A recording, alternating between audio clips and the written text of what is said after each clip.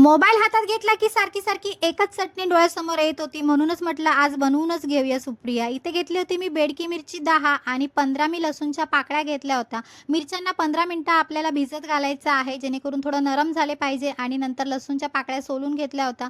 दोघांना एका मिक्सरच्या भांड्यात घातलं आहे. त्यानंतर त्याच्यामध्ये घातला होता 1 चमचा गरम मसाला, चवीपुरतं मीठ घालायचं आहे, पाणी घालायचं आहे आणि छान अशी पेस्ट करून घ्यायची आहे. आता ही चटणी कुठे फेमस आहे ती मला कमेंट करून नक्की सांगा.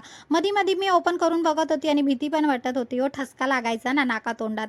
त्यानंतर अशी पेस्ट आपली तयार झालेली आहे. आता तेल गरम केलं होतं, त्यामध्ये 1 चमचा मी घातलं होतं जिरं आणि ही सगळी पेस्ट आहे ती त्याच्यामध्ये घालायची आहे. गॅस स्लो ठेवायची आहे आणि सतत हिला आपल्याला अशी हलवत राहायचं आहे, जेणेकरून खाली लागली नाही पाहिजे, करपली नाही पाहिजे. आणि मस्त असं तेल सुटेपर्यंत, कलर येईपर्यंत तिला छान अशी बनवून घ्यायची आहे. माझी इथे रेडी झालेली आहे चटणी.